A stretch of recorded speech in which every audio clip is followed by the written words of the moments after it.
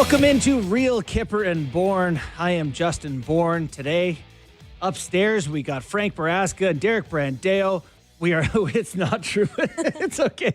We got Jake's up there, isn't he? Yeah. Jake the Snake's up there. Anyway, we're live on Sportsnet 360, Sportsnet 590 The Fan in Toronto, and streaming always on Sportsnet Plus. If you miss our show live, you can always get it on Spotify, Apple Podcasts, and YouTube.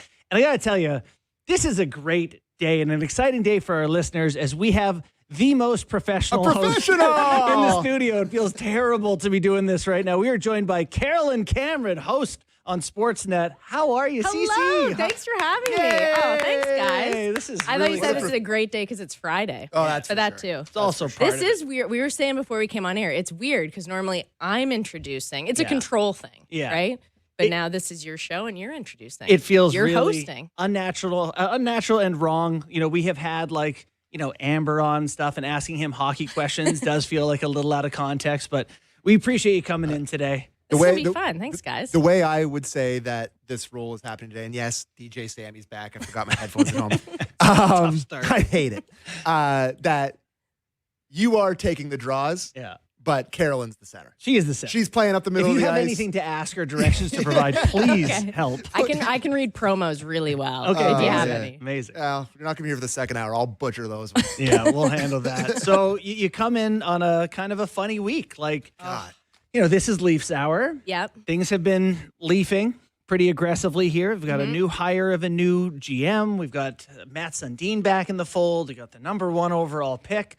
Just where do you sit on all things Leafland these days? I think like everything in life, it's good that there's been time for everything to marinate a little bit. Yeah. Even I was actually filling in for Jamie Campbell on Sunday for Blue Jays Central, and that's when we threw after the game to Ron and Elliot, who had the news, breaking it, and then found out the press conference was the next day. So even from that moment, just trying to wrap my head around it, because at first, and I'm still skeptical about the hire, as many people are, but actually for me, Monday's press conference, it was uncomfortable in the sense more of the questions that were being asked. I wasn't uncomfortable or skeptical about the answers that were given. I thought they handled it pretty well. Did we learn a lot about what their vision is? No, but a lot of questions were about the past. And also, even when we've heard Chayka speak since, like most GMs, they're pretty tight-lipped. You're not going to get a bunch out of them. So from that, I started thinking, okay, I'm still skeptical, but just show me what you've got. Show me what you're going to do. And then I burst out laughing when they got the first overall pick. Because it was just so unbelievable. Not just the odds, but the fact that it actually happened after those 48 hours. I know. So now I'm kind of like everything's settled. So now I'm like, okay, where do we go? Like you meet with Berube, you have to figure that out. Where do you go with the number 1 pick?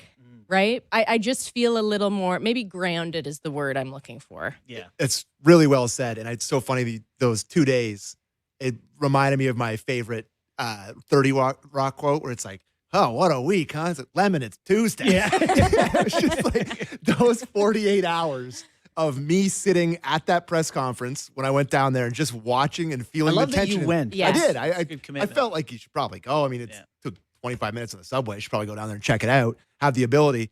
From that feeling, leaving there to sitting at York Canlan Rink 2, watching the number 12 ball come up on my phone, I can't picture feeling 2 different ways. Like the way I felt at that presser versus the way I felt at 7:35 p.m. Eastern on Tuesday night, it's just, what a swing. Do you feel more grounded now? There's a lot to do, that's though. Two highs, right? Like that's too roller coaster. Yeah, there's a lot to do, but I think it's a great question, and it's nice that now there's a clear picture of where they're at and that they have just a future. Like they can have, there's choices they can make. They, if you want to go down the road with building with Matthews, with McKenna, if you want to go life after Matt, like there's all these different kind of ways you can go. And that's what makes me feel the most grounded. I'm super interested to be a fly in the wall on those 2 meetings that are potentially happening with Berube and the Brain Trust and Matthews and the Brain Trust. To be a fly, like I have no idea what would go into that, but it'd be fascinating. I will say the one thing that stands out to me is just the lack of stability as the Leafs fans. Like you're online a little bit, like the reaction to some of this stuff. It's high, it's low, it's whatever. But every time it feels like we get pulled back with something positive, like the number 1 overall pick, the next day it's like, oh, but Matthews wants to leave. It's just like, my God, can we have something for a day here? I don't know how you feel about some of that news. So Chris Johnston had the report. Elliott has, I don't know if you'd say he confirmed it, but he's also talking about the idea that potentially, I would say alluded to the fact that there might be something there. And the way it sounds right now is that Matthews wants to see what the Leafs can do. He wants to be a part of, he wants to see what it looks like before he says yay or nay. I know some people don't love that. Like, are you in or you out? How do you feel about where it stands with him? I have 2 feelings on it. I think he does not need to have a sense or a feeling or verbalize how he feels about 2 years from now, right? Like, you don't have to right now know if you want to be here in 2 years, in 2 summers from now. But currently, you have 2 years left on your deal. Yeah. You're the captain of the team. Mm-hmm. This was the first off year in terms of missing the playoffs. Mm-hmm.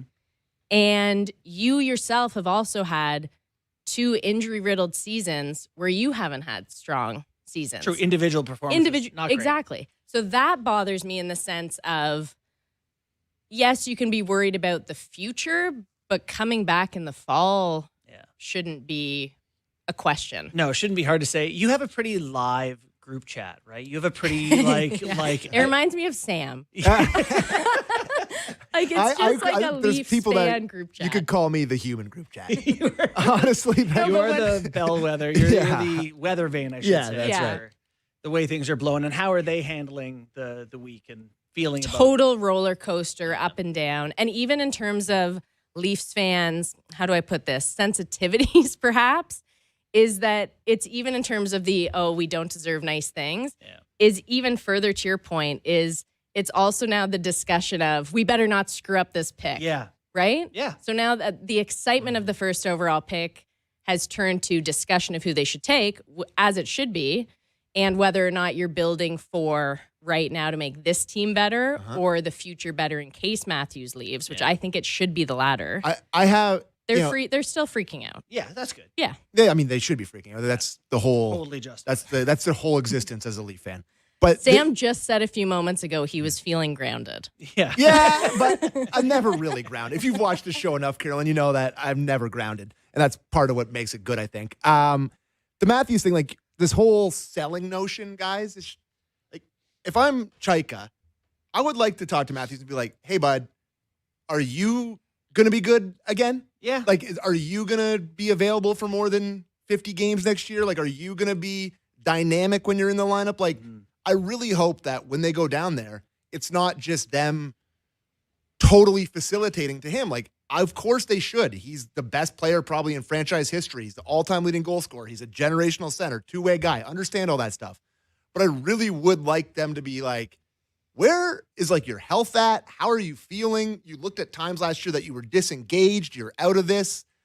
You're the captain of the most popular team in the league. Like, do you want to do this? Yeah. And if you don't, tell us right now, and then we can figure it out. I hope it's a two-way street more than them trying to like please him. I have been trying to figure it out, like just sending a few text messages, and like my hope was that it's like, hey, he wants the coach gone, so he's trying to lean on them or something. But it does sound like he maybe just wants to see what they can do and isn't 100% sure. So you talked about how with the McKenna thing that it leads to, they have the potential to do a rebuild then. Okay, let's, like, if Matthews does want to leave, let's say he tells them in July he's not overly impressed, and they, you see all the trade proposals, and there's lots of good ones, right? There, I mean, some of them are unreasonable. Yeah, but those are fun too. I've never seen a bad trade proposal. I love them. But you want San Jose, it's Utah, it's the Kings. Misa and Dickinson, it's the Kings, or the Utah one with the Ginla Desnoyers, or however you say his name. Yeah, I think that was good. Those ones all come up. But even if you do that one, you got a Ginla and Desnoyers. I'm sure it's just Desnoyers or something. All of those sound awesome. But let's say you did that. You're bad next year and you have no pick. Like, those kids are not going to be effective enough next year. And so to me, it's like the best case scenario is that he likes the direction and he's healthy next year, and the team has a chance to, make that draft pick next year irrelevant because they're good and they're competitive. I think the flip side to that would be that if you trade Matthews for that package and you get Utah's next year, you get their first next year, And you may not have your high-end pick that may be a top 10 pick or whatever, but you're going into that draft where you still have Colorado's first, you have Utah's first, you have the Kings.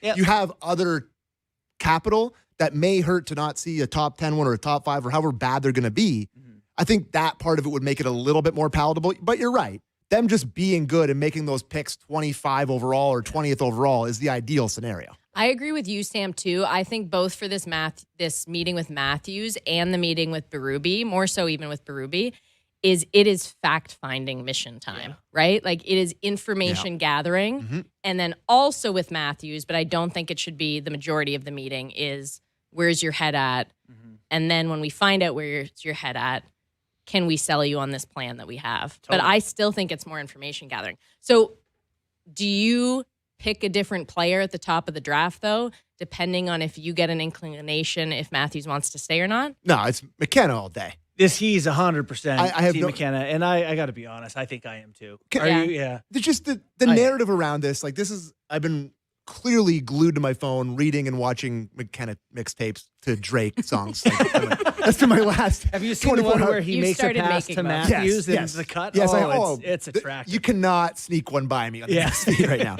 But like, I just, maybe this is a cautionary tale for other top prospects, or I don't know how this is going to come across, but like, he was on the McDavid trajectory. He was on the Bouchard trajectory. He was on name a top prospect in the CHL trajectory. Shane Wright. Whatever. I mean, even not him. Careful with that one. But like, he had his, the down rookie year, the great second year, the generational second year, going into the third year where you're in your draft year and you score 170 points and you're the best player and you go to the Memorial Cup and all that stuff. The going to college thing changed his trajectory totally in terms of that conversation. Perception-wise. Yeah. Like, if he just stays in Medicine Hat last year and he scores 165 points and goes to the playoffs, they're already close to a Memorial Cup contender this year without him, and he's scores however many in the playoffs, we're all sitting here being like, it's no-brainer. No-brainer. Yeah. You are taking him. And the fact that he went to college, he had a little bit of a slow start, and he kind of was out of sight, out of mind. He's like wearing a bubble and like dimly lit rinks, and they're not watching it on TV. I don't know. What did Mac text you? Pardon? What did Mac text you? Oh, I'm not talking about Mac. Not doing Mac that now? was he was kind of just trying to get me going a little bit. I think it's a lot of, we're just going to convince ourselves that other people are better because we have all this time to do it, and it's Toronto. This is we me talk about it every day. for the Hart Trophy, by the way. It's like, I just like to give it to the best guy. I try not to put too much thought into it. You voted too, right? No, but I do think the Leafs will and probably should pick McKenna. Yeah. But the more I hear from people like Bukala or even Sam, even though I know Sam says McKenna now, is if you think of where the Leafs are right now and you want short-term fix, say, for argument's sake, is Stenberg's the better two-way player and he's better defensively. Right? And Bukala says that's why you should take him, even though it's splitting hairs between he and McKenna. Yes. And then if you also think of options that could be on the table, and the Leafs will keep using the word due diligence, and they'll do their due diligence before the draft. They love the due diligence. But you could consider the defensemen. While not as close to McKenna or Stenberg, they're there, or you trade the pick to try and get a defenseman who could help you right now. That would help the Leafs right now. But again, I think for two reasons they pick McKenna. One, optics. The risk of passing and having I think they probably care about that. Yeah, and that's not why you should make a decision, and it might not be why they make the decision.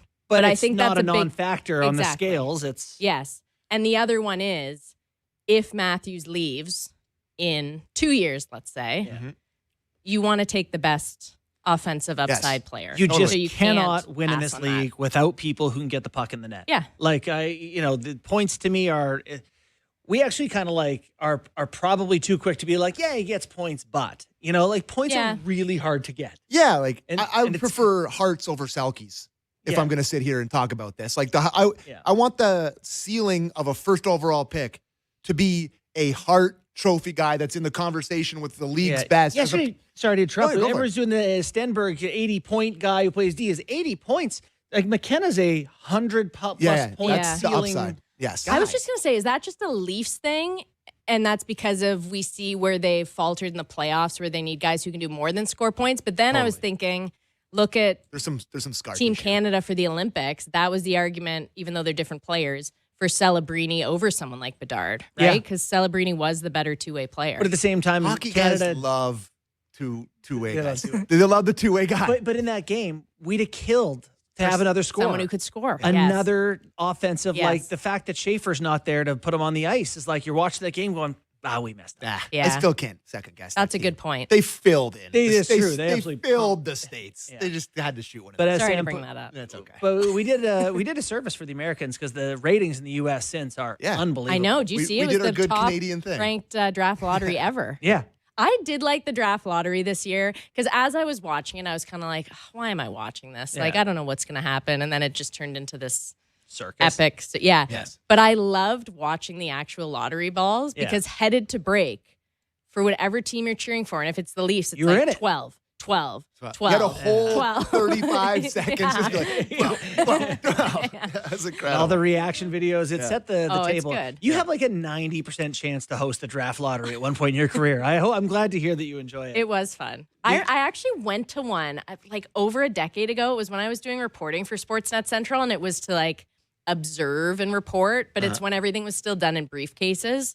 So I don't actually remember observing the actual. It was still kind of exciting, but I think, even though there's lots of Leaf stuff to get to, and we will, you've been doing this for a while now, and you've been around the Leafs for a while now. What's the evolution been being around the team, the energy, the access? How has it changed over your career here? I remember actually when I started at Sportsnet in like 2012, I was doing the odd bit of reporting. Yeah, thank you. I was doing the odd bit of reporting, and it was I remember Morgan Riley's rookie year, and that's just crazy to think now, right? Who, by the way, Drager today had a report that he may be willing to get a fresh start somewhere. Yes, that changed. Where suddenly discussion around his name has disappeared in the last week. I know everyone just is kind of like, he's probably gone. Yeah, but that's also on the list of to-dos. Yeah. But in terms of, I don't think it's changed that much in terms of covering the Leafs. No, okay. There's still, especially because I'm fortunate, I go on the road about once a month to do Rinkside for Hockey Night, and it's usually Habs or Senators. But I'm fortunate to be in different rooms, and it's still a little more tight in the Leafs room. Yeah. And just how everyone's not dealt with, but just the feeling of it. It's not like when I was in the Sharks room, even though it was a visiting room about a month ago, it was just free for all, very loose. The Leafs is just a little bit more. And Ryan Reeves is like, will you please talk to me? Come talk to me. I want to say something. But you can see that, though, just because there would be more media around the Leafs, and they would know that what they do or say may be more likely to be broadcast in some capacity. Much more likely. Yeah. Much I'm more asking likely. about it right now. Exactly. I have nothing else to say. Yeah. So this is great because you're here for the best day of the week. Yeah. We have some Leafs line callers. Oh, Sammy my God, has solicited. After the break at 4:30, CC and I are going to talk to Luke Fox, who has been in and around all of these things this week, which is great. But prior to that, we got some Leafs line. Yeah. I cut these. So I asked for calls on Wednesday because I wanted to get the feel. And then we just had too much to do. But a couple of these are really, I love this guy. This is one of our favorite callers. Let's go to Terrace in Hamilton. Terrace in Hamilton. Do we have Terrace in Hamilton?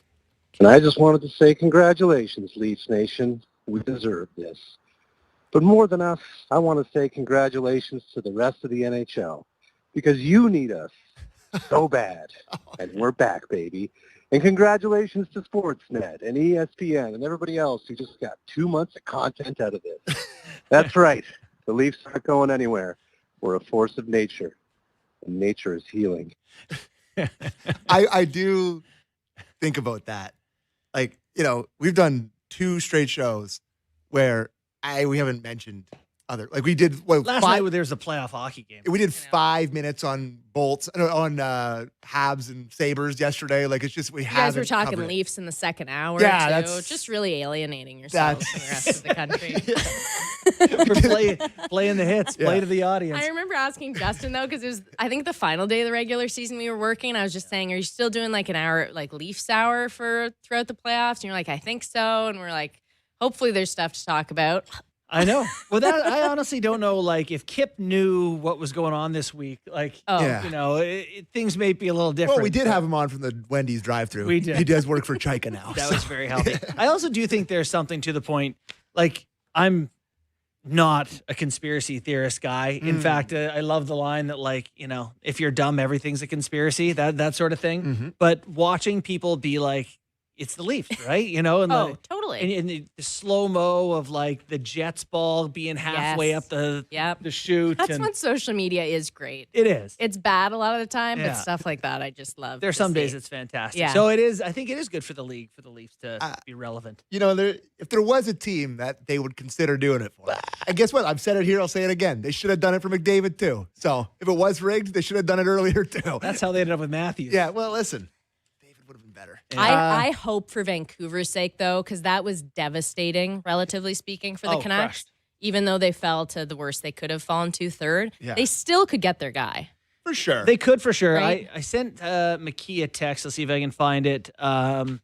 Basically, someone had tweeted about the Canucks losing the draft lottery, and people tell them they're still going to be a good player at that number, but they got Levy at 5th overall, Virtanen at 6th overall, Pettersson at 5th, who, had a high ceiling, but it's not what they wanted. So you're right. They hope they get their guy. Let's go to Gord in PEI. Gord. Love it. I was a little negative last week about my guy Chayka, but Lady Luck and seeing how much everyone hates his guts, to be honest, kind of makes me like him. Shanahan was too concerned about people pleasing, and all Tree did really was kick tires. Maybe we need a bad boy in the GM seat. Let's get some illegal draft testing going. Get McKenna breaking jaws down at the Loose Moose. Make sure he's our guy. Whatever it takes to win. This is the culture we need to instill. My question for you, though, is, would you consider trading down to third if Vancouver added in Boom? I don't know how to say his name. Good D prospect. I'm not sure. I kind of liked how cocky McKenna looked last night. Anyway, love the show, boys. That's a great call. That's Leafs reaction, though, isn't it? Like, this is Friday. I don't know when that was sent in. Wednesday. Okay, but Monday, it's like not a fan of the new Well, that GM. guy called in last Wednesday, Tuesday late, everything's fine. Like, hey, He's good. you sort of start to slant it, and I got to admit, there's a little part of me that was like, if you're not cheating, you're not trying. I hope he is a guy who's looking for an angle. Well, he called in last week and laid out, if you'll remember, laid out a detailed, hit job on Chayka. Mm-hmm. Did, the list of all this different stuff. And then he's like, next week, he was like, my boy Chayka. Might have overreacted a bit. Yeah, I love it. But the idea of would you trade down, No. That's a no for me. CC? I think I would listen to any and all Sure. offers, but no, I don't think you can do it. I am. Optics, Yeah. yes, like we spoke about before, but I just don't think you can do it. Last time it was done was Fleury. Is that right? Yeah, Yeah. that's the last time someone traded the first overall pick. You got to have, everyone says that Chayka's gutsy, but boy, Yeah. that's gutsy. Well, and also you're trying to convince Auston Matthews to stay. He had to play half his year last year with Max Domi and Bobby McMahon. Those were his, after Nyes, his most frequent line mates. Mm-hmm. It's like, I'm sure he's like, how about the guy who's addition magician, New Marner? He's watching the Drake mixtapes just like me on TikTok. So, he's like, this then you guy's trade sick. him to get Chase Reed. No, he's he like, can't. I don't think he wants to. I as also- much as I love Chase Reed. Something I keep forgetting, and even did kind of in making the argument or thought of why they will inevitably take McKenna, is that Chayka was hired by Pelly after Pelly had said, we're going back to the playoffs next year. We're winning now, right? Yeah. So you also are drafting saying, this is happening now. Right. Which we need is someone who can be in the lineup. correct. It's funny looking at the first season, a lot of these superstars, the numbers are lower than you think. Totally. Maybe 50 points. It's not going to, you're not immediately getting Celebrini at 20. Also, sorry, Bukala texted me Oh, boy. along the lines of don't let those two poison your brain. I think he's talking McKenna Stenberg. He is. We yelled at each other already on the radio about this. He did a great hit. He hung in there. Yeah, it was awesome. Let's do Kinley in Victoria. I personally didn't think anything could possibly feel better than seeing that number 12 ball come up through the chute.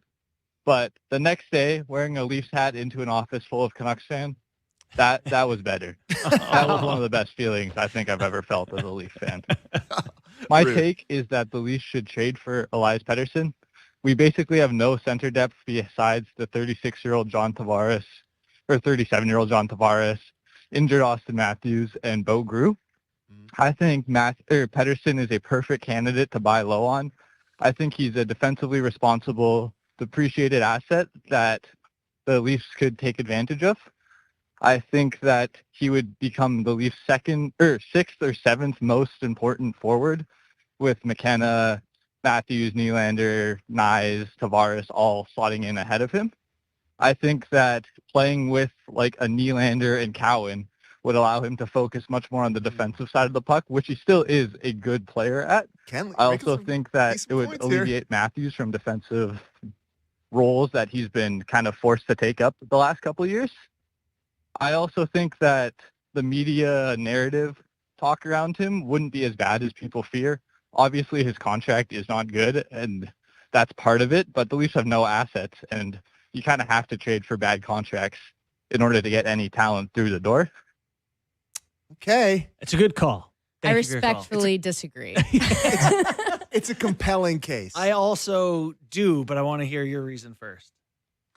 Pettersson has continually, and he said it publicly too, underperformed in Vancouver. Yeah. And I think what he was referring to in that call too was Vancouver can be a tough marketplace. I don't think Toronto would be any easier on him. So it's not, I get giving guys, I don't want to say a second try, but a lot of times, sure, a new location, a new team can kind of kickstart their career again, but that wouldn't be an asset that I would think could really help the team in a huge way. How much would they have to eat to match the contract with Riley? What's that of? It'd be 4.5. He makes 11.6. Yeah, Riley makes 7.5. I don't think you'd have to. I'm compelled. Yeah, you are. I'm a little bit compelled. I find it. Yes, compelled it's compelling is a fine way to put it. I'm calling a meeting with Chayka. No, I wouldn't. We're having a meeting. You know, if he had any other personality, the player itself works for me. Like I can see and the shot. Yeah, like and it's like, okay, he's got these other parts of his game and we know that he can unlock more, and if you play him with these guys, it's different. All the stuff that was just outlined in that call. But I see him in press conferences and whatever, you can accuse me of being a dinosaur for this take, but he doesn't like the smoke. He doesn't want to be the center of attention. He doesn't want to answer those questions. He doesn't like being that guy. And you're not Willie, it rolls off Willie's back because he's like, I don't care. I don't even know where I am, you know? But Pettersson, it sinks in, and I just don't think he would handle this. No. Can I present to you low expectations? Yeah, please do. Let's have him. He comes. Tell me I don't more. expect anything of this $11.6 million player. Well, you're not taking that whole contract. I'm sorry. Like if you're trading, no asset, would you take it? Nothing. You just have it. Nah. Patterson's free. No, I think it's got to be Riley involved. It's if they're doing a trade, it's a problem for problem contract, rehabilitation for whatever. You know what I'm trying to say. Sure do. It's not well. I think him coming here, Matthews is under the spotlight. Nylander's under the spotlight. God forbid, Gavin McKenna is going to be under the spotlight. True. There's all these guys. Tavares knows what it's like. Sundin is in charge. You get him for me in the 9s, I'm in. I was going to say, depending on what the number is, he will still have those eyes on him. I would right? be, like it needs to be. Yeah, maybe you're right. I would be tantalized if I was Chayka. Oh. Well, I'd call a meeting. Good use He's of the word. compelled and tantalized. Well, you're trying to gain assets and you don't have many. It is. We should go. I'm a thanks, but no thank you. Okay. Yeah. I'd like to call I think I'm Kinley. with you on that. It's a good conversation. Thanks, Kinley. Good chat. I think we probably should get out here. We'll go to break. When we get back, we're going to talk to Luke Fox, Leafs and NHL writer for Sportsnet.ca.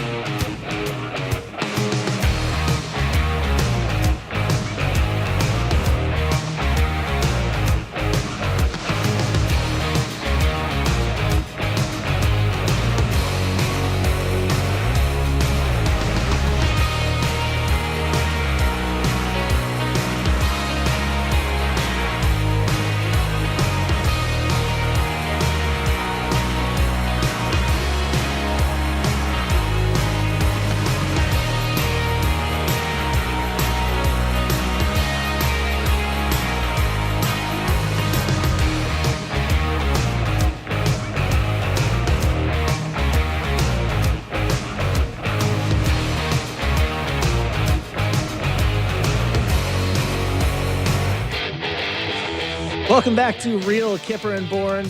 Justin Bourne here, Carolyn Cameron with me today, which has been a real treat. Cece, how long are you going to be here at Sportsnet for much longer? I know you have an exciting... I'm pregnant, just Yes. so people... Yeah. He doesn't just mean employment-wise. I hope so. No, I'm due... The baby's coming in a month and a half. So Okay. I don't know how many more shifts I'll have just because of the hockey schedule. Yeah. Normally I'd be on the road, especially for the first round of the playoffs, but was too pregnant to travel. So Well, we're glad to get thanks you for while having. you're It's nice here. to get out of the house. And we're also joined now by Luke Fox, Sportsnet writer. Luke, how you doing today? I'm doing pretty good. Happy early Mother's Day, Carolyn. Thank you, Luke. Appreciate that. Nice. We were just having the conversation. I said, Luke and I are low-key the same guy. I said, we're both you were talking about birthdays and stuff. Are we literally to the day the same year? age? It was the same year? I think I'm a little bit older, but yeah, both of our lucky numbers are 12. That's right. And I think it's Matt Sundin's lucky number now, too. Yeah. We were both 12 guys. And I was 12, saying, yeah, we're both yeah. low-key hip-hop guys. And she said, Luke. And I said, I think he wrote a book about it. And you do have a book. I do. Ice-T shot me in the face and 11 other rap stories. That's Yes. And the reason amazing. why it's 11 others because my favorite number's 12, so I wanted it to have 12 stories. That's fantastic. That was a different lifetime ago. Yeah. It all comes together. Yeah. Well, listen, we're getting you. Appreciate your time. Thanks for coming in today. I know it's been a heck of a week. Things are a little, I guess, roller coastery around the team. A lot of the talk right now, I'm going to just go ahead and ask to the unfun stuff. There's, Auston Matthews rumors, and I'm sure you're hearing them too. How do you feel about the captain's stability with the Maple Leafs? I think it's a question mark. I don't think it's made up at all. But I will point to what he said when he was in Toronto before he left for the summer, and that is he pointed to the Boston Bruins bouncing back this season. He made mention that the Tampa Bay Lightning, during their run of relevance, missed the playoffs one year and then came back and won Stanley Cups.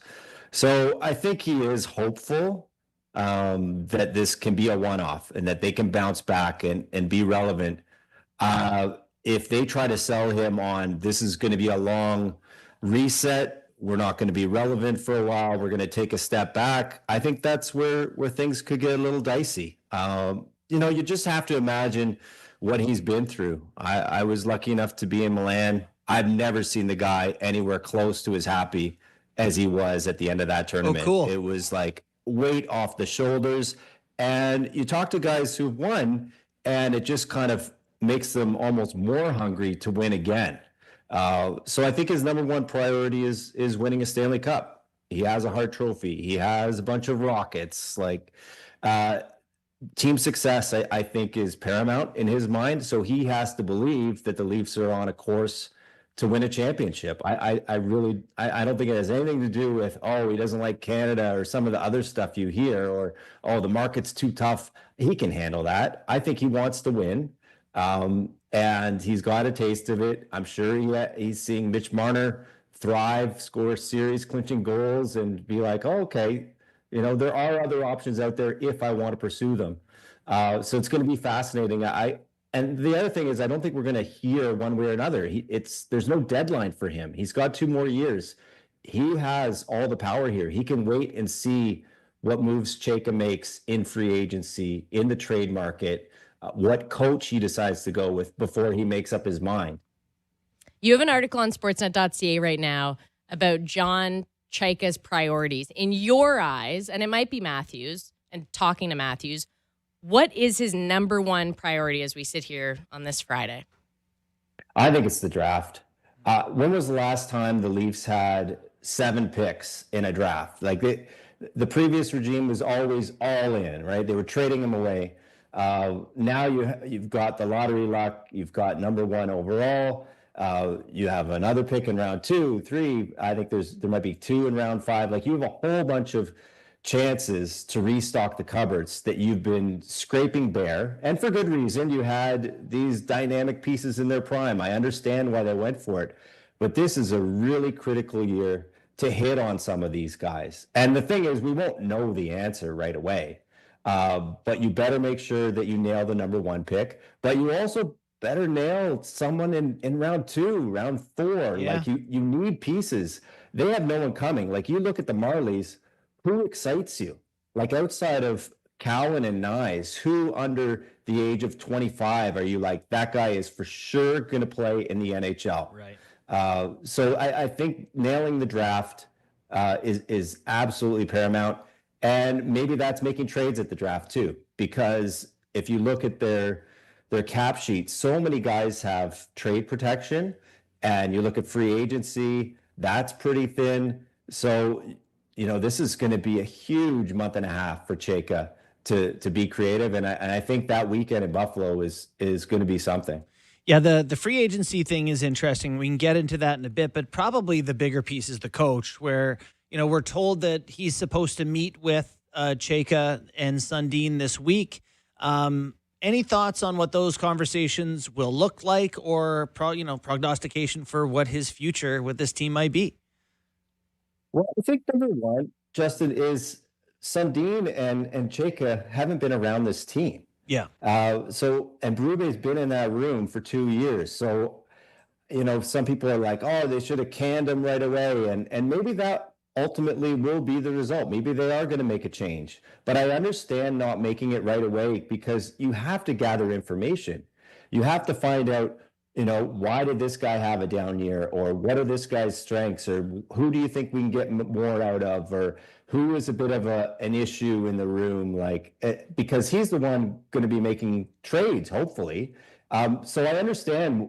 I think, that this would be like a long meeting, I would imagine, because there's a lot of information gathering that needs to happen. And then I'm just curious how much power and how much willingness they will have to make a move right away, because Berube is getting paid a pretty handsome salary and is under contract for 2 more years. I really hope that won't be a factor, that this won't be a financial decision. But I'm a little worried that might come into play here. And I don't know. If the mission is to go and try to make the playoffs right away in 2027, how can you just see Bruce Cassidy sitting out there and not jump to it? Yeah. I mean, we saw your Islanders, right? DeBoer was sitting out there, and they made the move. Yeah, before the offseason even hit, because they wanted to get ahead of it.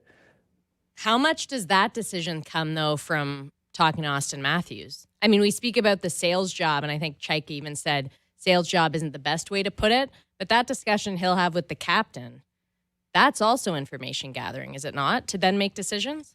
Yeah, it's huge. If your captain doesn't believe in your coach, and I know Austin's numbers are down in the Berube era, and that's because of how they play, right? It's dump and chase. It's, hey, bodies to the net, let's get some garbage goals. It's less of a possession game than they played under Sheldon Keefe. It's also because he lost his best setup man at the start of last season. So I think that's going to factor into how Austin feels. Who's on my wing? Is it a guy who should be a third line winger, or is it a bona fide top line winger? So that plays into it. But if they speak to Austin and Austin sounds checked out on Berube, and I'm not saying he is, but if that's what he says, it's going to be hard to stick with him. Totally. Because if the captain's not interested, surely the other players in the room are going to feed off that. They're going to know that he's not into it. And to Austin's credit, I do think he tried to play Berube hockey. He's great 200 feet, but the offensive numbers are way down, and for the salary he's making, for the importance that he is on the team, he's got to be a beast offensively. He can't just be, he's a Selke guy. He has to be 50-goal Auston Matthews. He has to return to that. Yeah. That goes back to what we were talking about in the first half hour about who you pick number one, and how an argument's being made about, you want a really good,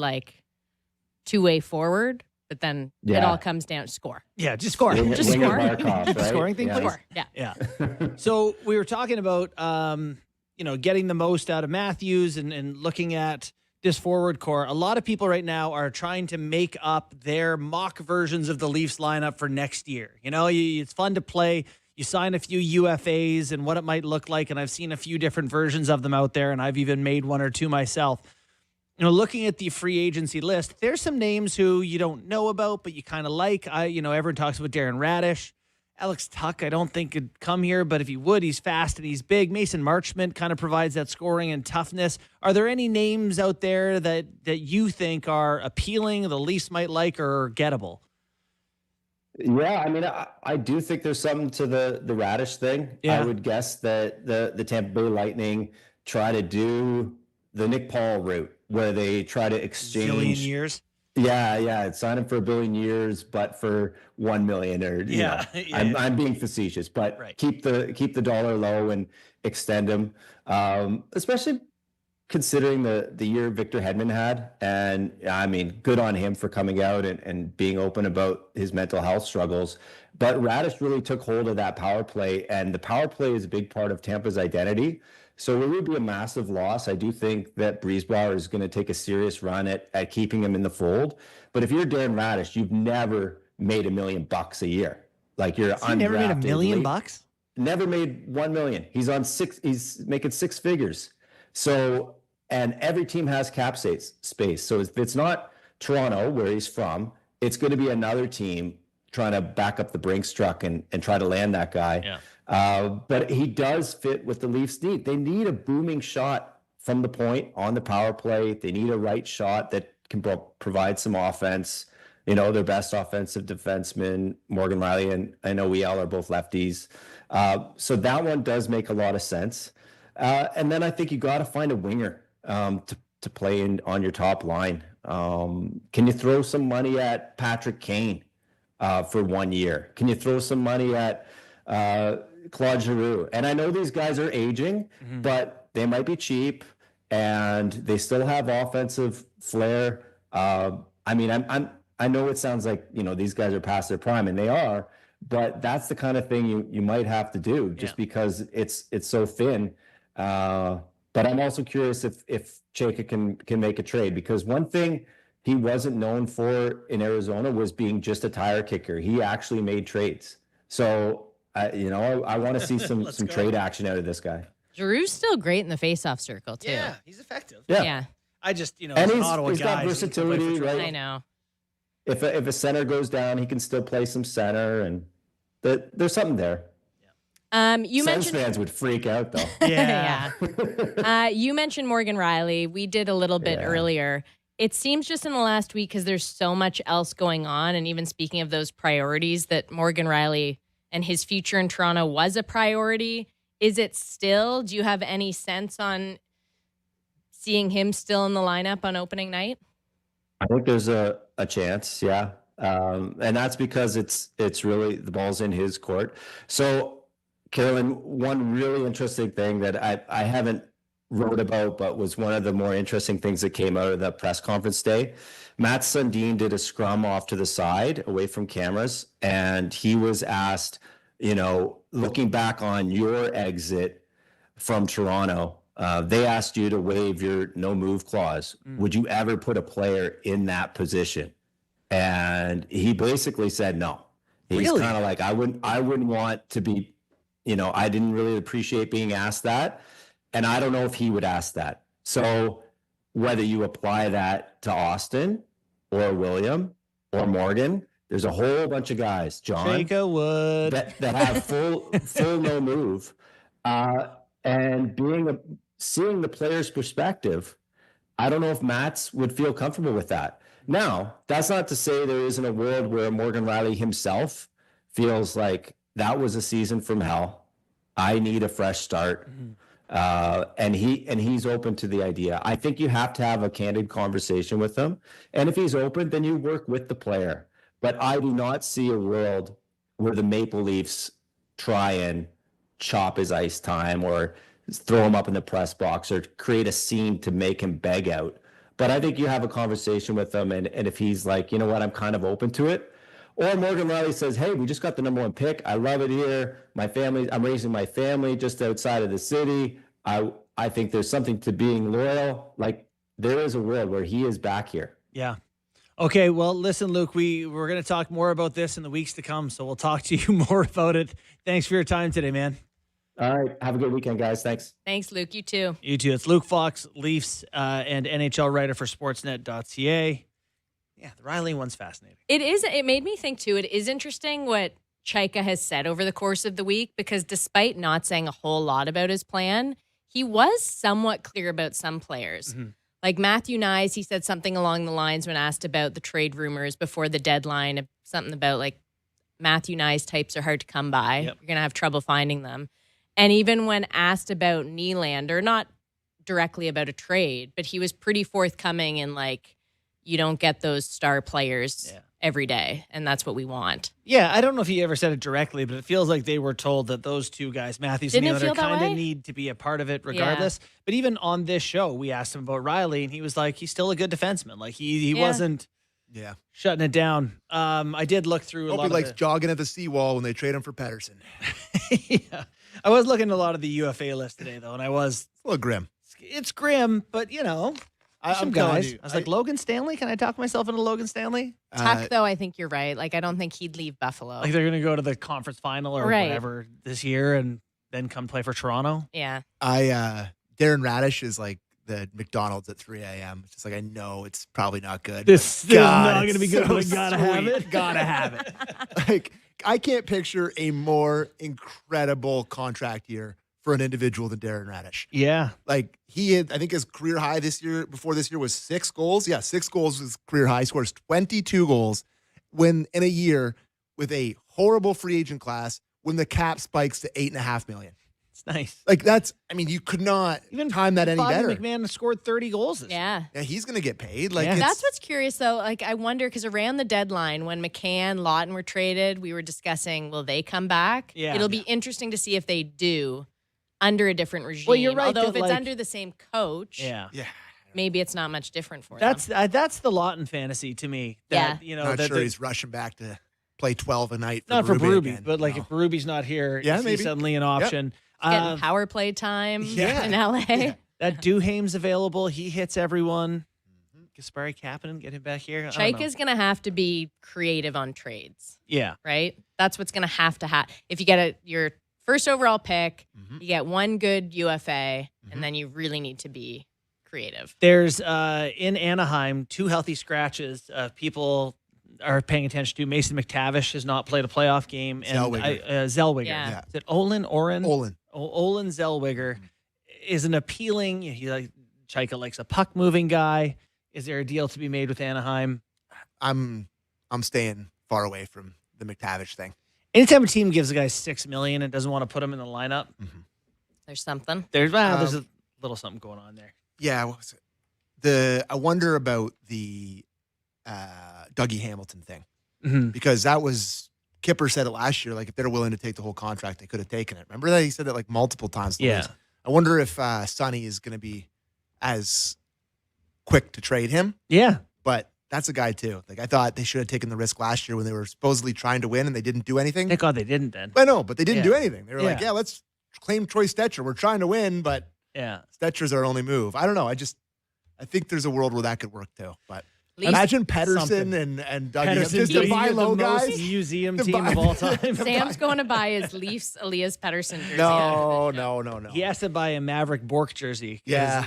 For whatever promise you made. I made on Leafs Talk the exhilarating loss. They were up like 4-0 or something on Dallas. I think they're up 5-2. 4-1 or something, and they found a way to lose in regulation. And Maverick Bourque scored a hat trick. And I said on Leafs Talk that night that if the Leafs get the first overall pick, I will buy a Maverick Bourque jersey. And somebody sent me a tweet of me, AI, sitting at that desk wearing a Maverick Bourque jersey. How's it look? All the AI pictures of Sam look they're the same though, but they're off. Yeah. They're just off. They do. I don't know. Some of them. That's AI for you. They just fix me, make me look better. Well, thanks so much for coming in today. Fun. Thanks. And giving us your time. I don't know when Kip's old and retires. I don't know whenever that is in a few years. Maybe you can come back and spend more time. Well, he's interviewing for the Leafs right now. That's why he's away, right? Well, the Leafs, the Canucks job's open. There's a big mystery around why Kip's not Leafs here will today. need more AGMs. Last time we saw him, he was auditioning for a Wendy's interview. So I don't know. I'm kidding, by the way. I don't actually know anything. Kipper's spending time with his family. Yeah, I think so. And then, so are you going to be doing tennis stuff as well? Or what No, else because is the I'll be plan? on maternity leave, so Oh, no yeah. tennis for The me. baby. Jack Michaels is doing the tennis, I hear. No, he's not. Yeah, he did it last Oilers time fan. I was on maternity leave. He's a huge tennis fan. Is that right? Down, Yeah. down the stretch they come. Pleasure's all ours. But no, not much work Nadal. for me coming up. That's But the this was fun. More time to talk than on Hockey Central. Yeah. And I get to share my opinion Which instead is- of just set you guys up. Which is fantastic. Thank you very much, and thank you to Luke Fox, but most importantly to UCC. That's We awesome. get Luke all the time. We never get you in here. When we're back, we will be joined by Shayna Goldman, national hockey writer at The Athletic.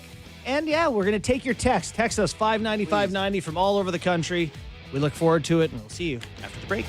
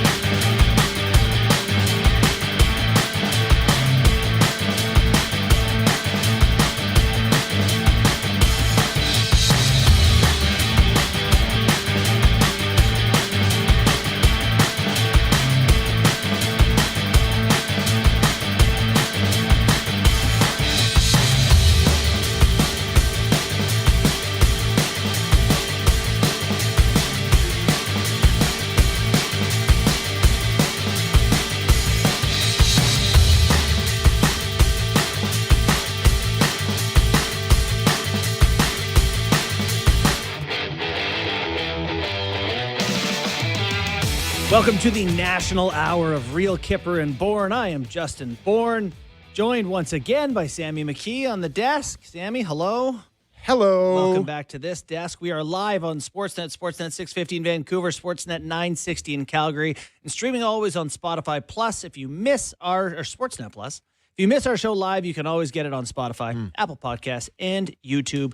This hour of Real Kyper and Bourne is brought to you by Bet365. And hey, text us at 590-590. We will read them in the back half of the show. Somebody texted in and said, make Sammy talk about the Habs. They're going to bounce back tonight. Make them talk about it. Okay. I mean, Talk about it. I think they're going to bounce back tonight. Oh, okay. The perfect take. End of time. No, I can't. Truthfully, I watch all the games. I think Colorado is fantastic. I think they're awesome to watch. You know, the Ducks, they're both, like, all these teams are great. But the games I really look forward to is Habs, Sabres. I think it's the best, just, you know, young talent, ahead of schedule teams. And I've said it's going to go 7. I picked the Sabres because I have no idea, and they have the home game 7. So that was my sort of rationale. But I think it's going to be a close series. And I think that the Habs found something in the second half of that game. They're going to come back and maybe win tonight. 7 p.m., Buffalo, Montreal tonight on Sportsnet, and then Ducks and the Golden Knights at 9:30 after that.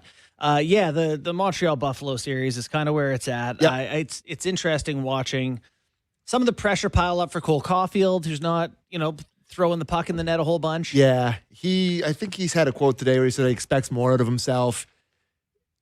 It's tough in playoffs. It's hard, and they go that guy. Yes, that's the guy. Don't let him shoot it in. And not to stereotype, but a lot of the smaller guys have a harder time in the playoffs. And has he have an even strength point? Like, he's really fighting it.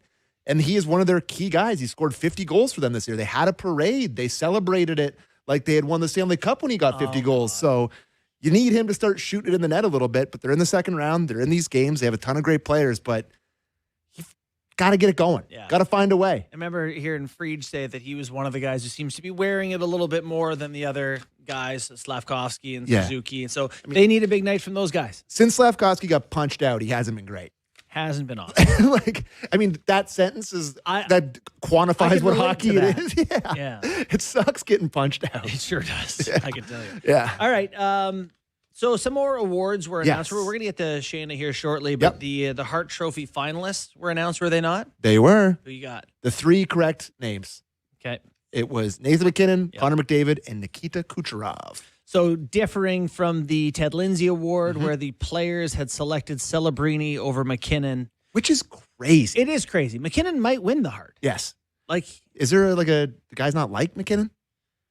I think they're just used to him. Maybe that's it. It's sort of like, always looking for the new flavor, and Celebrini definitely is that. And I think everyone was more impressed or shocked by what Celebrini did than by McKinnon. We take for granted greatness, and you're watching in the playoffs where he's just steamrolling everyone. But I'm really happy that those 3 guys are the finalists. I was worried when I saw the Ted Lindsay that Macklin Celebrini, listen, worried. Worried's the wrong word. I was interested to see if he was going to get in there. Yeah. Guess what? I think he's got a Hart nomination or 2 in his career coming up here, Macklin Celebrini. Yes, I think he's probably going to be okay. But the fact that they rewarded the 3 best players in the leagues who had the 3 best seasons, to me, it's just, those are the 3 guys. It's no brainer. And the hockey writers, yourself included, Bourne, they nailed it. Yep. They nailed it. it. Good to hear. Yesterday, not as much of a nail job with no Evan Bouchard in the top 3. But I'm going to ask Shayna her take on that when we get her. But I saw a variety of takes about how Moritz Seider was a must name. I saw some say it was ridiculous that they didn't have Seider in the top 3. You yesterday were very clear that you think it's ridiculous that Bouchard's not in the top 3. I saw some stats today talking about Werenski being top 2 in every conceivable category. And he's a finalist. Yeah. He deserved to be a finalist. Totally. But then, Cale McCarvey asked me who's the best player in the world on D. I still think it's him. Quinn Hughes on the out lane. Hudson had an awesome time. Rasmus Dahlin, captain points, D. It really does feel like we are in a golden era for top defense. Tough time to not have one. Yeah, it feels like you should probably get one. Maybe you should probably get one. And I just realized, because I'm not quote-unquote producing, I forgot to change the jersey. I think that's okay. Is it? No. You think I should change it? Okay. Is Shayna there yet or no? I don't think I should get up and leave you by yourself. Garth and Wayne's World. It changes a little bit, the dynamic when Kipper's not here and I have to change the jersey. I'm sorry to everybody. It's going to be the Leafs. It's going to be the It's Leafs. always about the Leafs. Sorry, my bad. My bad. Yeah, so last night, Carolina Hurricanes take another one from Philly, Philly. Mm-hmm. And I got to be honest, not that close a game. Yeah.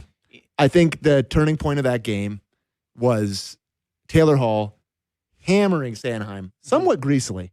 And You think it's really greasy, let's be honest. I think it is pretty greasy. And I thought the fact that they changed it to not a major, I thought was somewhat surprising. Yeah. So to go from that moment of them not getting the major to go to that power play and immediately have a shorty scored on you, and that sort of switch in the building. Gal's mentioned he mentioned on the broadcast that the people are already pissed in the crowd. Then you have that happen.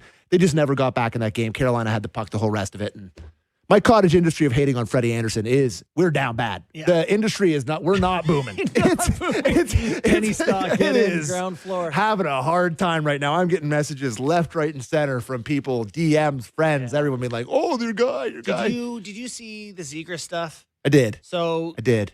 Talkett's talking to him. Yep. At like a TV timeout, and he's kind of going, "Enough with the refs." Yeah. We presume enough with the refs. You all talk to them. Don't worry about them. And at intermission, there's a camera in the dressing room, and they cut to Zegras, and he's kind of looking around. Well, here you go. You got to nice. talk right here. He's going, that's nothing. He's saying, and when he points to himself, I think he's saying, "That's my job. That's what I'll do."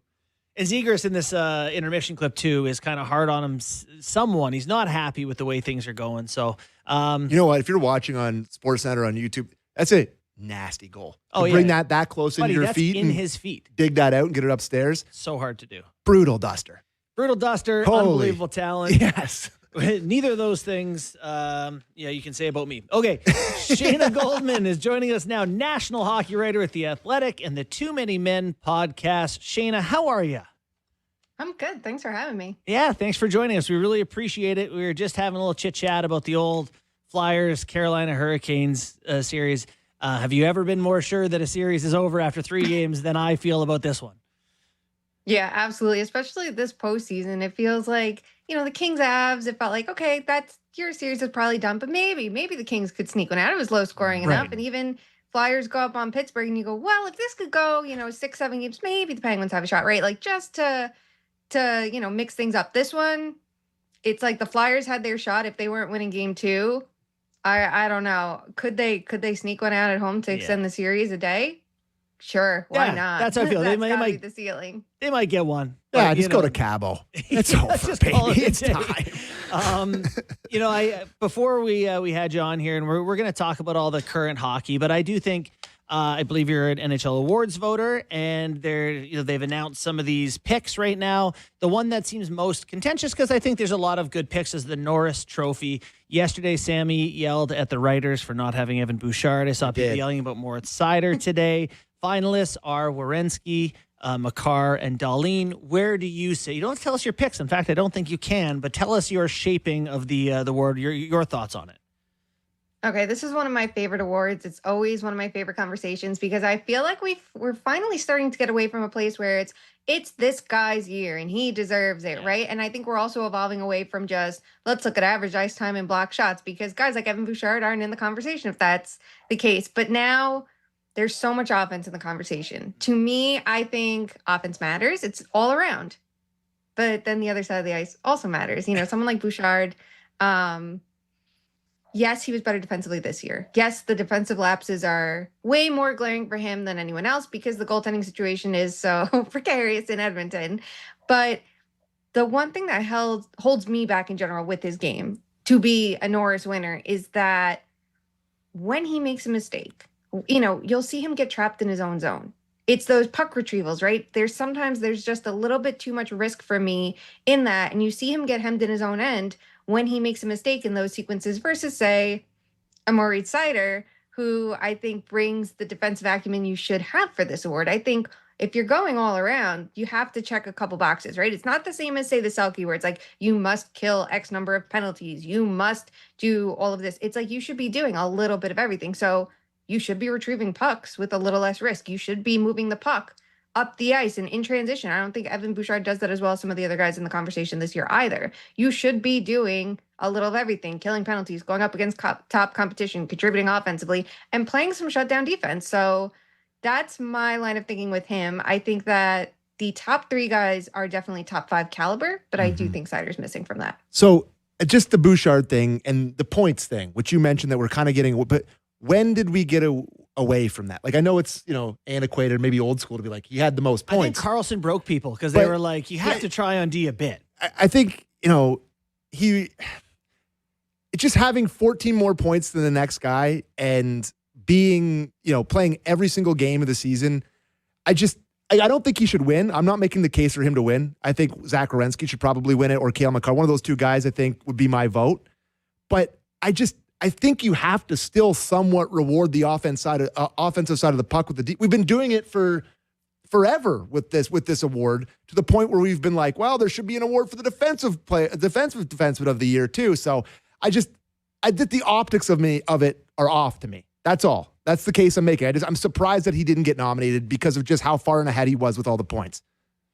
Well, the Carlson year is a funny one because I think that year, and also the year Roman Josi was popping off on the score sheet, those were years I actually got to vote too. So for me, I looked at those guys and thought they should be in the MVP race. Mm-hmm. I don't know if they necessarily check off all the defensive boxes to be the best all-around defenseman in the world. And I know that can be tough, right? Like, how can one fit in, one category but not the other? Sometimes I feel like the Norris Trophy just gets treated like the most valuable defenseman. Yes. And not the best all-around defenseman. And I am nitpicky with this. Like, I am incredibly nitpicky with these awards. And I think this year we have to split hairs, right? But the scoring is great and wonderful. The quality of teammates he plays with and shares the ice with, great and wonderful too, and factors in as well. But I just feel like some of the other side is missing a little bit. So I would love it if we could, keep thinking critically about all of these defensemen and having these conversations, because I do think it helps move the needle a little bit more than maybe we saw 10 years ago with these awards conversations of like, Drew Doughty deserves it because he got robbed in the past. And it's like, okay, but what did he do this year? Like, what have you done for me lately? But I do think there should be split awards, and I know a lot of people are in favor of that. I'm not saying there shouldn't be more awards for defensemen, because defensemen, for some reason, generally are limited to just the Norris. But I think splitting the awards, honestly, is a cop-out. Like, we should be better at figuring out who the best all-around defenseman is. You want to have something for the best shutdown defenseman, sure, or the best offensive defenseman. And I'm not arguing for an Esa Lindell to jump into the Norris race, because the offense should matter. Mm-hmm. That's the difference between a Lindell and a Seider. But I think we can't get too carried away with just the score sheet. Yeah. Fair. Yeah, no, that's fair great. Case. And just the Hart finalists that were named today, any quibbles with anything there? Were you surprised by Celebrini for the Ted Lindsay? I mean, am I allowed to say, like, I have someone top 5? Yeah, oh yeah. You can say names in your ballot. I just don't think you can say the order. Okay. Well, careful. I did have Celebrini top 3. Okay. I can say he's in my top 3. I think he belongs there. Yeah. If you want to say the last 2 weeks of the season, he wasn't as incredible as he was the rest of the way, we can have that conversation. If you want to say they didn't make the playoffs, it wasn't enough, he can't win, I'm not fully on board with that, but I do think you can be a top 5 Norris Trophy candidate without the playoffs. I think you have to basically not be a bottom feeder. Yeah. To me, that's like that line, right? If you're second to last in the division or in the conference, you probably shouldn't be here. But if your team's anywhere near the playoff picture and you're the reason why, you definitely belong in the discussion. So it was McKinnon, right? That was yes. Yeah. He was the third. Yeah. That's the one for me. Do I think McKinnon's top 5? Yes. Do I think that Celebrini should be top 5? Even more so. So I'm just going to move to the actual hockey here now. Please. Habs, Sabres, 2 super young teams, kind of feeling like they're ahead of schedule to be at this spot. Thought the first game, kind of Sabres jumped on them a little bit, and then the Habs kind of cleaned up towards the end. I think we're in for a great game 2. How do you feel this series is moving here as we head into game 2 in Buffalo tonight? I hope we're in for a great game 2. I hope we're in for 7 games, because I think that Canadiens Lightning series is going to be tough to top, but it does feel like on paper these teams are even closer, like by the numbers, by roster strength, that it should be neck and neck, should go the distance. Totally agree on that. Sabres jumped on these opportunities. They played with a lot of speed, and I think that's impressive because their speed and their aggression in general helped them win that series against the Bruins, which you watch the Bruins and say, okay, 2026, we're done with the big bad Bruins. Like, if you can't keep up with a team like the Buffalo Sabres, you're going to be in trouble. So it's exciting to see how these faster teams are making an impact when that's not your like prototypical playoff hockey, but also the way that the Sabres adjusted to it, knowing still play to that, even though you're going up against an opponent who can, match you in that speed and actually play that pace. For Montreal, definitely need to adjust to that too, because they had a series where they went up against a team like Tampa Bay, who looked slower and older at times compared to Montreal. So it's all about who adjusts first. I also think it's going to be interesting to see how they keep working with that Suzuki line to get them on the score sheet a little bit more consistently here, because we haven't seen enough from them. So I wonder if maybe Dobson has had those 2 games to shake off the rust a little bit more. That'll help give them the support on the back end they need on both ends of the ice to help maximize what they bring to the lineup offensively. Nice. Well, let's skip over to a couple other series. The one that I'm kind of fascinated by is this Vegas team, which should be very, very good, right? Like, I think. But for some reason, it just feels like they're just not quite. And that's not to say that they're not going to win this round and be in the conference final and everyone be like, wow, that's a really good year. But it just feels like they've not been who we thought they would be this year. What are your thoughts here? As Anaheim is kind of the opposite, where a lot of people, myself included, were like, they don't defend well enough. And man, you talk about fast, they're very Buffalo-like in that they're big and fast. So the Vegas team, though, is the one I'm more interested in chatting about and where you think they're at. I think that they had a much better game one. And I think at times throughout the entire postseason so far, you watch them and you go, well, they're that battle-tested, experienced team, right? And I hate the cliches and I hate the narratives, but it's true. You watch how Utah was super resilient and they would go to overtime and they had the legs to keep up, past the 60-minute mark, or, they knew how to kill these penalties or clamp down on the forecheck and do what they needed to do. And you saw that in game one. Anaheim couldn't generate anything on their power play, which was so effective against the Oilers. They couldn't even, establish their formation in the zone. Like, it felt like Vegas had that edge. And then it comes down to the play where there's a missed icing call. And I do think, it was unfortunate for Anaheim. But at the end of the day in that, you keep playing till you hear the whistles. Yeah. Vegas knew that. Anaheim, it felt like that was like an inexperienced mistake there. And I think Anaheim definitely, they adjusted. They played a much tighter defensive game against Vegas. But I'm a little bit more worried about the Golden Knights in this series because it does feel like, one, there's more riding on it for them. They're an older team. And 2, on paper, they should be the better team. But it feels like Anaheim's offense just comes in waves. So that's going to be interesting to see how they handle that. I thought the Hannafin and Anderson could have been sharper. And I think they really struggled against the Cutter-Gauthier line. And I don't think the goaltending has been as good as some of the numbers show. I think even in game one, you saw some of the saves that Hart was making. And it felt like had the Ducks spaced out a little better in the offensive zone, were there for more of those second chance opportunities, it would have been a totally different story. So I think Vegas has more in the tank, and I think they need to find that gear if they're going to be the ones going to the conference final. Yeah, you mentioned Gauthier, man. God, he's hockey player. He's one of my favorite guys to watch the league. And, talking about Canadian and American here, I feel like he's going to be a big time problem for Canada for a lot of years. Or talking to an American. Yeah, I know. That's what I mean. It's just like I have fear of him when if I'm a fan of an opposing team or a fan of Canada and watching him play for America inevitably for the next 15 years. That kid's a stud. He's really, really good. Yeah, he has a great shot. He's one of the most frequent shooters in the league. He can rip it on the power play. He can do it at even strength. And like for the Ducks specifically too, you see that on a different line than Leo Carlsson. Leo Carlsson was a scoring chance machine in round one. And I think he still has so much room to grow to become that true superstar that it looks like he has a ceiling to become. To have that spread across your top six for the next potentially, 10 plus years, that's a great threat to have. Both of them just look really great so far. Well, that's actually a fascinating way to segue into the Toronto Maple Leafs. And I just have to ask one by law. They are undergoing discussions right now about are they going to have their captain or not. And it feels like the ball's in his court on that. He'll be free to make that decision, which will greatly affect where they're at. But I look at Anaheim and they have all these talented guys that are the same age that are coming up together as sort of this cohort of talent. Mm-hmm. Would it be the worst thing for the Leafs if they said, okay, Matthews has got to move on. We're going to go get a couple of young, talented players. People have kicked around Utah and they've got a Ginla, Desnoyers, and, could it be a couple guys like that? What are your thoughts on the way the Leafs should go, how that would affect them? I mean, I think the best move is collecting skill. So if you can have Matthews and McKenna together, that's always a good thing. It's like the Dobson conversation of last summer of like, he has to move because they're bringing in Schaefer. They both can't play the power play. Well, he goes to Montreal and he's not getting on the power play either because he has Lane Hudson there. And I don't think anyone's complaining. I think everyone's looking at it going, wow, those are great defensive pairs. Anyone would be lucky to have that across your top four. So I would say the same thing here. It's not like you look down the middle in Toronto and go, well, they can afford to lose Matthews. They can't.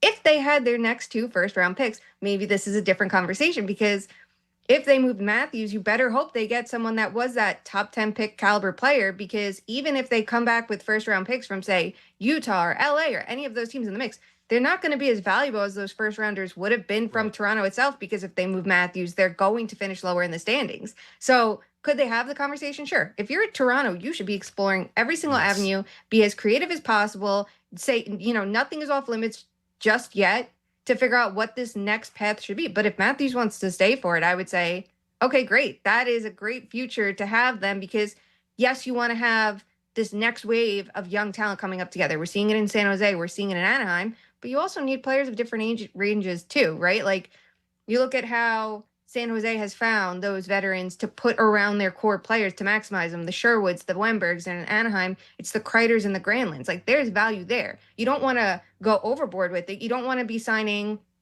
I think a lot about like Buffalo, the years that they signed, Okposo and Molson, and it just didn't line up with their timelines. It just didn't make sense. It felt like they were trying to put a Band-Aid on what they didn't have.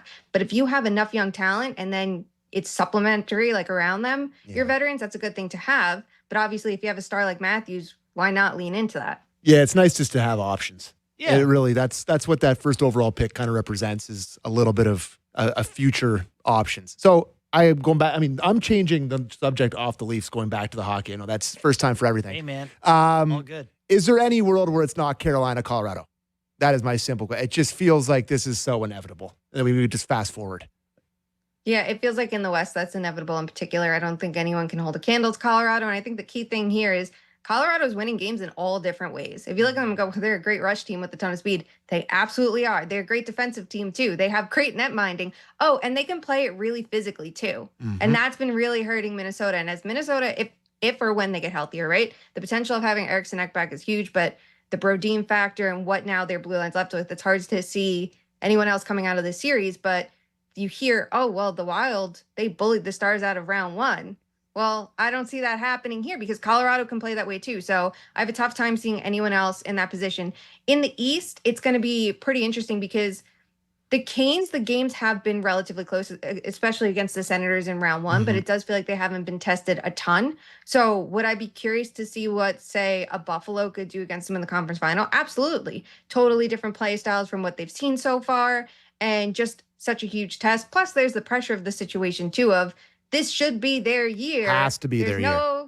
It has to be, right? There's no Florida here. There's none of the expected contenders here. And they also just generally have struggled in this position. So, also they're playing, great hockey on both ends of the ice. So for every which reason, they should be there. But I would be curious what happens in the East. I still think that one's a little bit more up in the air for me. I want to see what it looks like when the Canes get tested. I want to see how they handle that moment, because they look great so far, but round 3 is when it really matters most for them. They're going to lose eventually, I think, to somebody in the East, maybe. Odds are high. Yeah, maybe lose 1 or 2 on their way here at some point. I am. Yeah, right. It does feel like they kind of have to get it done. The NHL for so long here has been this like parity-filled league because of the flat salary cap, and no one can spend anything, and it's been really hard. Does it not feel like we're on the verge of that changing? Like we're going to turn into another sport. The salary cap ceiling's $104 million next year, and by most accounts, I know Alan Walsh had been tweeting about it, that it's probably deflated. Like it should be higher than that by a decent amount.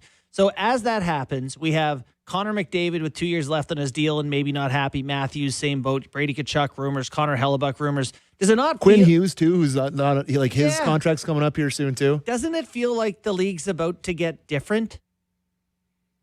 I mean, I would say yes, if we weren't having this conversation so many times over the last few years, right? I think we all looked at this free agent class that is already gone, and it's not July 1st. Actually. This is like the biggest one ever. All these guys that were supposed to be like the big names, and they all signed for long term with their own team. Connor, McDavid, like they're all off the border, right? But the 4 guys I just named are not staying where they're at.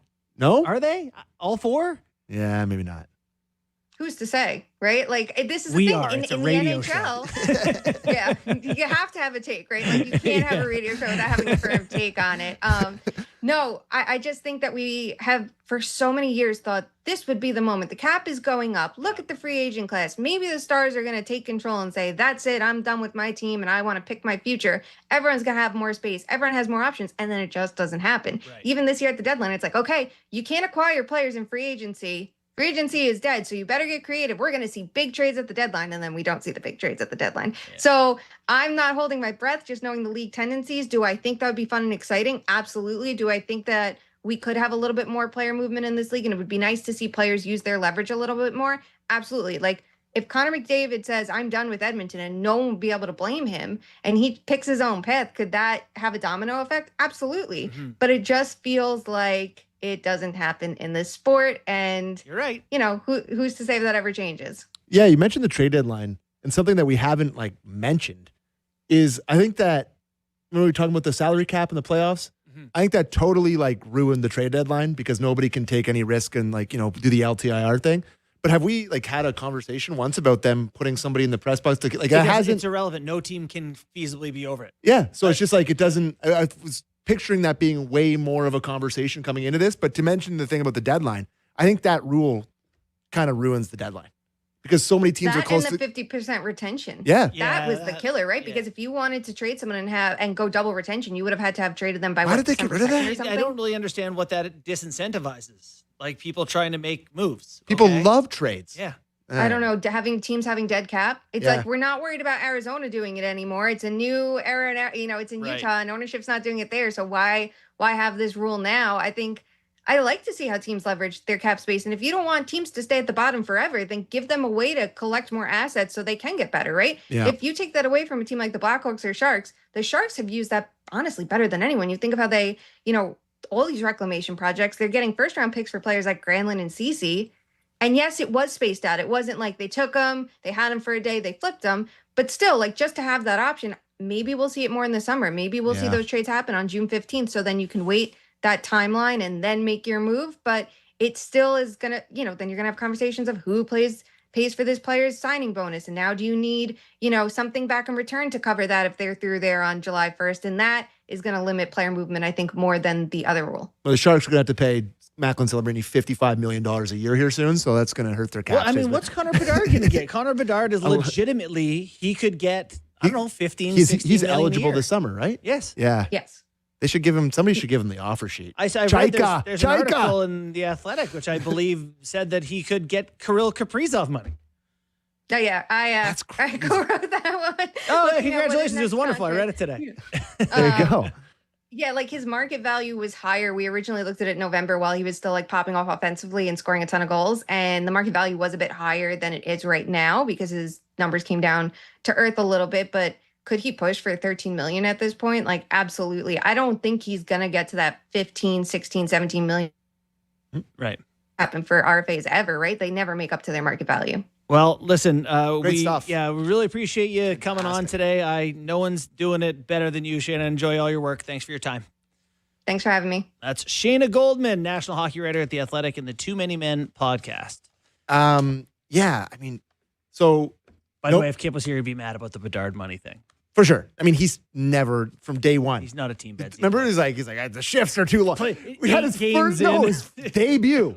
We came in the next day. We're like, it's his debut. Can he play 21 minutes 82 times? How long were his shifts? Yeah. So the contracting is fascinating with him.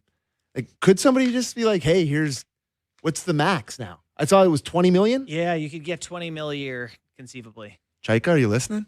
To who? Connor Bedard? Here's $20 million for however many years. Chicago matches. Okay. Yeah. You're hamstringing an opponent. So, yeah, if you're competitive, I don't hate what you're talking about. All these, everybody tiptoes. Chayka said he's not here to make friends. He's not part of the old boys club. Just do it.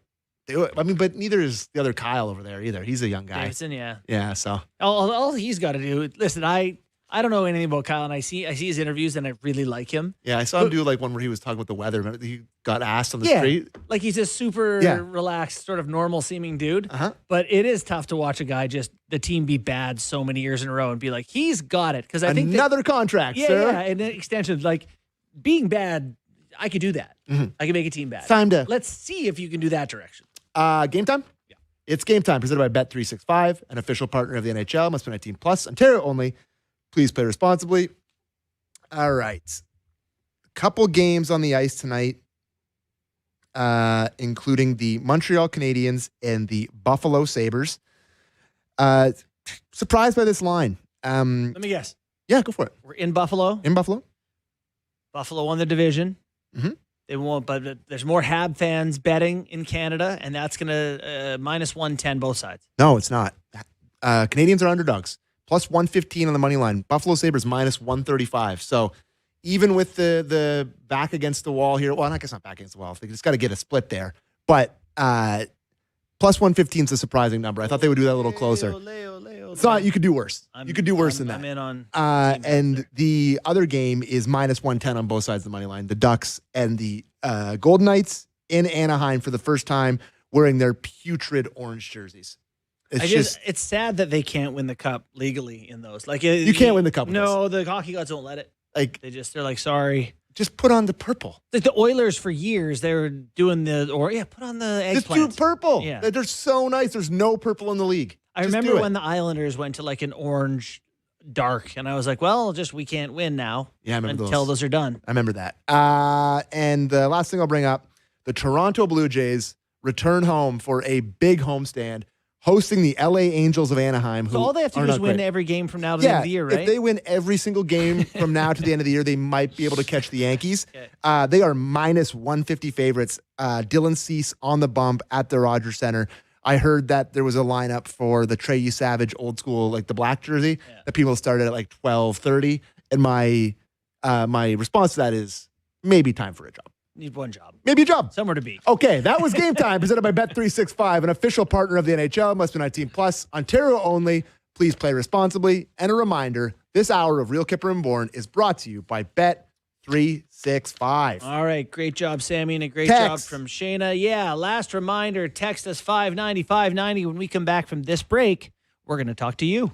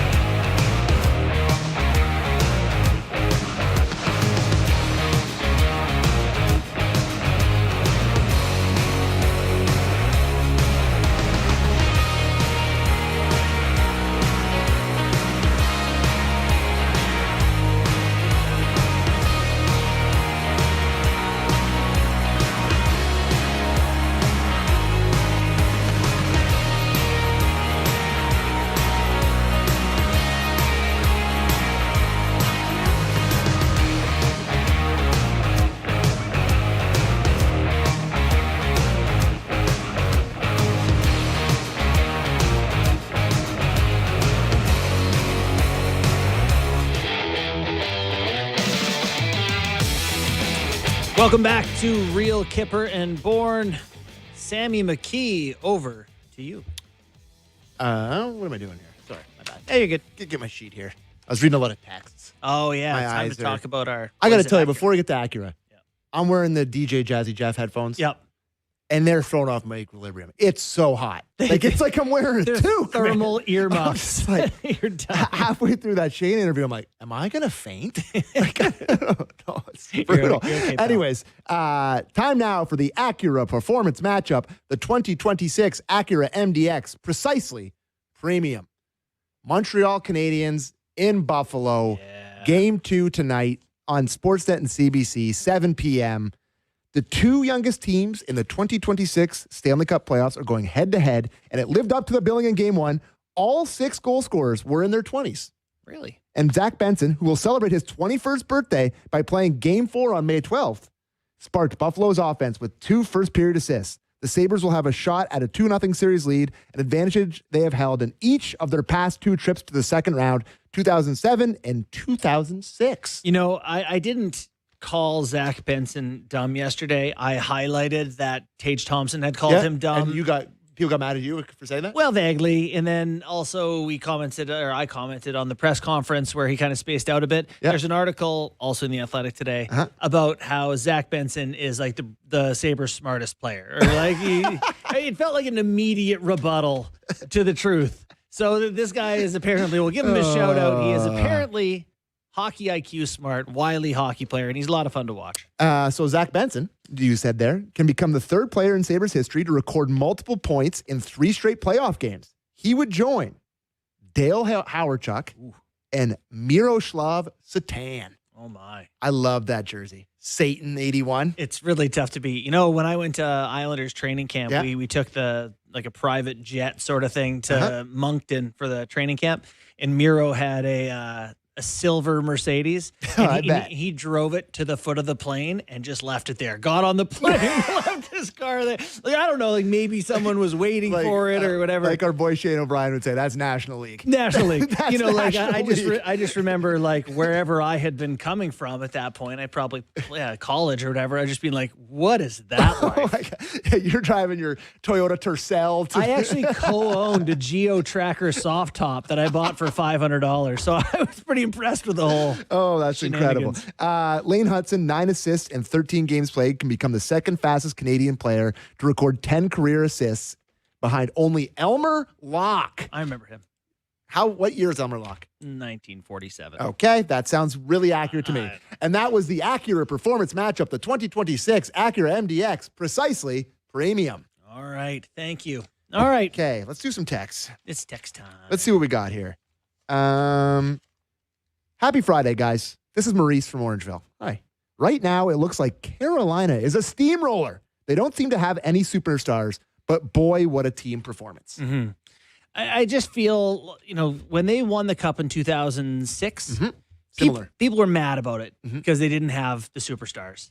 And it's not impossible. It's like the only sport. In the NBA, maybe you would say like the Raptors still had Kawhi. This feels like one of the only sports where your best player can be the 25th best player in the league and still win. And Carolina's doing it again. I got an admission. They don't do it for me. Yeah, you know what's funny? This year they do for me. It's funny. I just find it to be like I've said to you, Corsi slop hockey. Like it's just all slop. It's just all the same guy. They're all flying around. Stanky's 2'9". I know. They're all 2'9" except Svechnikov and Stahl. They all look exactly the same. They're all flying as like, is that Jackson Blake or Taylor Hall? Or they're all just like the same size, work hard, forecheck. I don't find it an aesthetically pleasing style of hockey. I just know if I'm a Winnipeg Jets fan watching them, I find it aesthetically painful watching Nikolai Ehlers. He's their guy. Unbelievable. He's the exact guy. He flies and he carries the puck, and it's just. I'll give you Jarvis, Blake, Ehlers. They all kind of they move. They're just flying around. I don't know. I feel guilty saying it because they're obviously a wagon, and the Frederick Anderson thing's killing me. You know what's on that Keandre Miller's pickup still is fantastic, unbelievable. Right? He's the definition of rangy. Yeah, he is, and like for the Rangers, what happened there? He's not old. Yeah, I don't know. Kyper kind of alluded to them. It was a bit of a, I don't know. I can't really remember what happened, but I don't remember it being like the smoothest exit, but not sure. Tom Gazzola, I think Edmonton coverage, right? Yes, very good. Mentioned how Knobloch is likely done in Edmonton. Could cause because of disconnect with management. Any thoughts on the Knobloch tenure and replacements? I just think it's really tough to have a superstar cup expectant team and to give them a rookie coach. And we saw Sheldon Keefe, who I am a huge fan of, and we saw Chris Knobloch in Edmonton, that these guys are both excellent, excellent coaches. But if you ask them, are you a better coach today than when you first came into the league? They'll tell you yes. They have learned things that they didn't know when they came in. And so I think it's really tough to say, boy, you had a guy learning on the job at the time when it was time to get it across the finish line. Yep. They were so close. It almost worked. It did almost work. They were tied in Game 7 of the Stanley Cup Final 1-1. After Cody Ceci made a high head saucer pass to Matthias Janmark, who scored a goal. Oh, yeah. Right? Like, they were right there. They were in it. McDavid had a puck on the top of the blue paint, cut it to the backhand. He didn't get it in time. It's just hard to say that, like, it didn't work. No, you're right. It did work. Well, and that's even with Sheldon's tenure with the Leafs. It's like they were very good. They were had good. Some success. But they didn't win any. No. You can't. You're right. That's Oilers different. didn't win anything, but they won won the conference. Multiple conferences, Game 6 and Game 7. Although it was kind of a fake Game 6 last year, they got steamrolled more than it seemed. I think in that series, I think they're just shouting out for the Cassidy. I don't want it to happen because I think he'd be a great coach for the Leafs where they're at too. But they are just the Cassidy thing. Cooper was interesting with them too, with the McDavid connection or whatever. If he was not going to be back, I thought that'd be interesting. But Cassidy and him, it just seems like it signed that contract here soon. The Knobloch complaints would be just he's an uninspiring, like not a motivator type guy. But I also think that room is Connor's room. And McDavid is a motivated, high energy, high strung guy at times. And maybe Knobloch was good. You know, maybe he was a leveling factor and that's part of what helped them. It's tough to go back and re-rack it and say, how would it have gone with Coach XYZ? Like you said, they won an awful lot with Knobloch there. Tough to say he did a bad job, but was he the right guy? He didn't win the cup. So this is from no name, unfortunately. Well, they're chirping me, so that makes sense. Sammy needs to watch the Oilers more. Bouchard may be the bottom 20 defensively in the league. Maybe when Bouch is a Leaf, he will see it. Nope. So while we were talking to Shane, not. while we were talking to, and I resent that, by the way, by far the team I watch the most outside of the Leafs is the Oilers. Same. Like, not even close. Yep. The last 3 Norris Trophy winners, I was looking at it, have all been the highest scoring guys in the league. Yeah. Every year. It's been Cale Makar, it's been Quinn Hughes, it's been Carlson, Yossi, all these guys. I'm not saying he needs to win it, but damn, he needs to be nominated. He needs to be nominated. I know he's not perfect defensively. I get it. I've made all my points, but like, we reward high scoring defensemen. Yeah. And I said earlier in the show when talking about Gavin McKenna, we slough off points like it's like nothing. Well, he gets points, and it's like, you know how hard it is to get points? Like some of the guys you think are unbelievable. We just talked about Nikolai Ehlers. I don't know if he ever scored more than 65 points in his career. No. You know, for Bouchard to have 95 or whatever, yeah. You know, it's like, it's really hard to do that. Oh, he plays with McDavid and Draisaitl. Those guys benefit from having him too. Totally. But I'm not saying he's better than Cale Makar or Quinn Hughes or Yossi or those guys, but he scored as much as those guys. It'd be very interesting.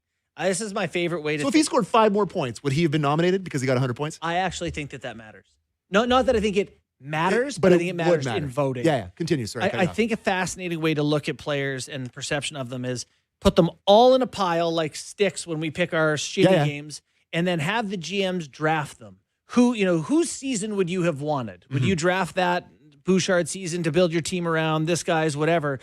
You're right. Bouchard, it's a high pick. 95 points out of my D-man. Okay, that might be the first season I grab out of the pile. So I get your point. It's a learning curve for young guys in the playoffs. Marner, Matthews, Nylander all went through it. Suzuki, Caulfield, Slafkovsky are now doing the same. Hopefully they can adjust. It may mean separating them up to split coverage, ? I hope they figure it out better.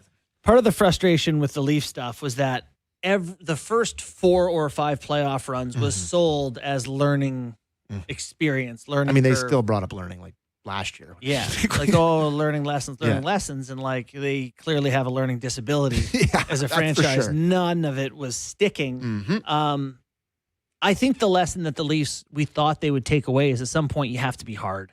You just have to, even the good players have to go to the tough spots. And I don't know that we ever, like Mitch Marner's never going to do that. I understand he's getting some points this year, but like he's never going to go to those places at even strength. And no. So it just never got learned. No, it didn't. So I don't know, is Cole Caulfield, you want him to play different than he played all year? Probably not. No. You just want him to start entering the puck into the net. That's what you want him to do. He just needs a couple to go. He'll start feeling better. Hi guys, since we're in the Alberta area with your discussion about Edmonton, can you please provide your thoughts on Huska as Calgary's coach? I think he's got to go. I just don't think he's getting it. I mean, I don't pouring over the Huska tapes. Like, what do you want him to do?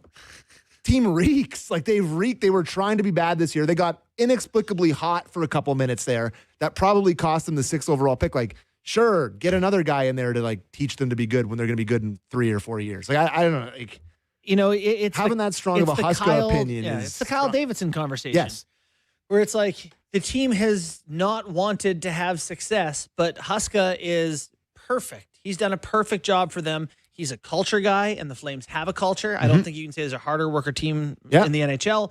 The veteran guys like him. They play the right way. I think he's a perfect coach for where they're at. I still think he'd be a great coach if they were good. If you hand John Cooper a top line with Joel Farabee and Blake Coleman, he's not winning. No, you're not winning. He's only you can influence a team 3 wins, 4 wins, 5 wins, 6 wins over a season, not 20. So I think Huska does a great job. What else do you expect from that roster right now? By the way, Ryan Strome is on the Calgary Flames, and he's been on the Sportsnet panel the past. I was scared watching him. I was like, oh crap. He's really good. I was like, oh, he's crap. I'm like, we're screwed. Oh yeah, no, he was really good. Eventually, real Kyper and Strome kind of has a good ring to it. When you have to do it for a while, eventually, you have to take, kind of be a little bit negative at times, and whatever. He did such a good job of threading the needle, of doing analysis and whatever, and not being, I don't know, he just seemed like a natural. And it was nice to see him and BX go back and forth on stuff. Yep. Great job by Ryan Strome. Sad Canucks fan here.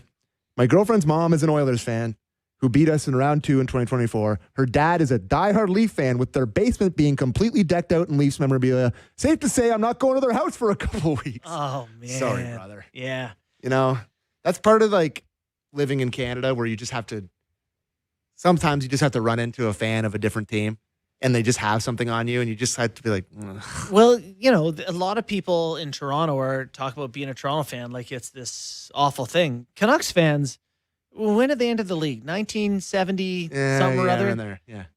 What's it been? They go into the finals twice and lost. They got swept by the Islanders and heartbroken by Kyper. Yep, Kyper got him. And otherwise, it's just been like flare-ups of decency. The BX team was very good. Kyper got him. Yeah, it was all Kip. Wasn't Messier and Leach and Graves. But like the Sedin years were very good. They were fun. The Naslund and Bertuzzi years were good. Yeah. But it's been tough. For sure. Here's a great Leafs question right at the end of our show. If Matthews decides to leave the team, who will be the next captain? Oh, my God. I got an answer. Back to JT. Gavin McKenna. Ooh. You don't mean that for a second. I hope he's listening so that he knows that the Toronto fans love him. My buddy Jeff, he's at a bachelor party this weekend, and he gives me a call from the beach. They're like up in like Grand Bend or somewhere. Like I know, not Hot Beach, but all the guys there have a couple drinks, and they all got the Matthews trades. And they're all throwing around who says no. Who says no? Yeah. And the one they pitched at me, 13 Coronas in, was McDavid to the Leafs. Okay, yeah. Great start. Matthews to the Sharks. Yeah. And from the Sharks to Edmonton, some Misa Dickinson, a first. The Leafs first overall? Is that involved in there? No. My God. Matthews out, McDavid in. I think you might have to throw the first. Throw him the first then. Okay. Throw him the first in now? Yeah, maybe. All right. You talked me into it. Sammy, I'm at a bar in Ottawa, and they are not happy with the Leafs getting the number 1 pick. Would love your comments. Can see you, but not hear you guys. So give me a thumbs up to discuss. Clay from Allison. Multiple camera angles. Sorry. I love this because people are always like, oh, I see you all the time at the bar. I'm like, yeah, great. We are the number 1 soundless bar show in the world. Where it's like, at least. That's why we're the face on mute, and people go, do I know you? Where do I know you from? Where do I know you from? I'm on mute. And whenever I go into like a pub or whatever, where like the bartender wouldn't maybe not be a fan or whatever. But a lot of times they'll sit down at the pub and they'll look at me and they'll be like, yeah, how do I know? And I'm like, "Ah." well, I'm probably up there with no sound for an hour a day. Stare at you while you work all day long. Anyways, it's amazing. All right. What do we got on tap tonight? You got 2 games. You got Montreal, Buffalo at 9 o'clock. Mm-hmm. And then Vegas, Anaheim at 9:30. Let's do scores. I think the Habitants get back into the series tonight. I think they're going to win 3 or 4-1. And I think that the Anaheim Ducks are going to win tonight, and they're going to go up 2-1 in that series. It will be interesting to know if Anaheim can find a way to put Vegas. They fly, bud. They fly. They Ducks fly together. They fly. They're so fast. And I just think, like I said yesterday, it's kind of Tampa, Montreal West to me. Yeah.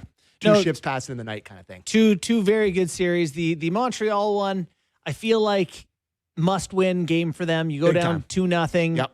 It's not like you can't win 4 games against Buffalo, but if you got to do it over a span of 5, it starts to get real tough. And you want to go back to that building with the that split and the difference in the field. I mean, the crowd will be electric regardless, but if you win tonight, going back there with the split, it'll just be such a better environment for the fans. So I think Montreal's going to win tonight. I really do. I thought they were great in the second half of that game. Yeah, Dobson finding his stride a little bit. I know, read a little bit about Cole Caulfield and Marty St. Louis and their relationship and how it's been built to kind of sort of overcome these hardships, and that's where they're at. I also think Nick Suzuki, if you're going to be the dude.